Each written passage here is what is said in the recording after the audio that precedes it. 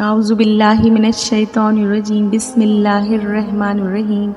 سورۃ اللہب کا تعارف۔ اس سورت میں اللہ سبحانہ تعالیٰ کے حبیب صلی اللہ علیہ وسلم کے دشمنوں کا انجام بیان ہوا ہے۔ انہیں دنیا اور آخرت میں ناکامی کی خبر دی گئی ہے۔ جب آپ صلی اللہ علیہ وسلم کو اللہ سبحانہ تعالیٰ نے علانیہ اسلام کی دعوت دینے کا حکم فرمایا تو آپ صلی اللہ علیہ وسلم صفا کے پہاڑ پر تشریف لے گئے۔ آپ صلی اللہ علیہ وسلم نے اس دور کے طریقے کے مطابق لوگوں کو پکار کر جمع فرمایا۔ جب لوگ جمع ہو گئے تو آپ صلی اللہ علیہ وسلم نے فرمایا، اے لوگو، اگر میں تم سے یہ کہوں کہ اس پہاڑ کے پیچھے ایک فوج ہے جو تم پر حملہ کرنا چاہتی ہے تو کیا تم میری بات کا یقین کرو گے؟ لوگوں نے جواب دیا کہ بے شک ہم آپ کی بات کا یقین کریں گے کیونکہ آپ سچے ہیں۔ تو آپ صلی اللہ علیہ وسلم نے فرمایا، لوگوں، ایک اللہ سبحانہ تعالیٰ کی عبادت کرو، میں اللہ سبحانہ تعالیٰ کا رسول ہوں اور تمہیں آخرت کے انجام سے ڈرانے آیا ہوں۔ اس پر آپ صلی اللہ علیہ وسلم کا سگا چچا ابو لہب ناراض ہو کر بولا کہ تمہارے لیے ہلاکت ہو معاذ اللہ، کیا تم نے ہمیں اس لیے یہاں جمع کیا تھا؟ ابو لہب کی طرف سے رسول صلی اللہ علیہ وسلم کی گستاخی کرنے پر اللہ سبحانہ تعالیٰ نے اس سورت کو نازل فرمایا جس میں ابو لہب اور اس کی بیوی ام جمیل کی سخت مذمت کی گئی۔ ام جمیل آپ صلی اللہ علیہ وسلم کے راستے میں کانٹے بچھاتی اور چغلی کھا کر آپ علیہ السلام کو تکلیف پہنچایا کرتی تھی۔ اللہ سبحانہ تعالیٰ نے ابو لہب اور اس کی بیوی دونوں کو دنیا اور آخرت میں شدید عذاب کی عبرتناک خبر سنائی۔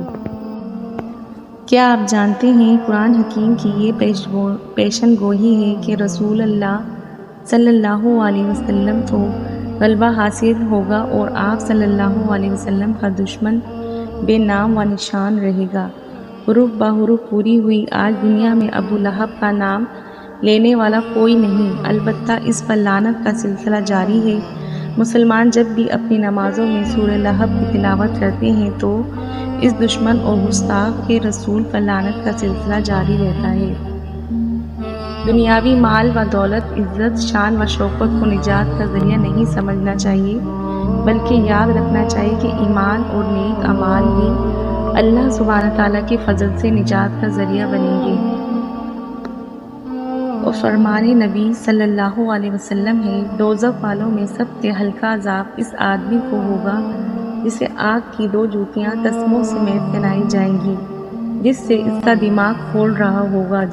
جس طرح ہانڈی میں پانی جوش سے کھولتا ہے، وہ سمجھ رہا ہوگا کہ اسے سب سے سخت عذاب دیا گیا ہے، حالانکہ اسے سب سے ہلکا عذاب دیا گیا ہوگا۔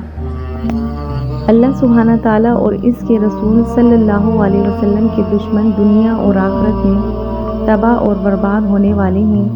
اللہ سبحانہ تعالیٰ اپنے رسول صلی اللہ علیہ وسلم کی گستاخوں کو خوب جواب اور عبرت ناک سزا دیتا ہے۔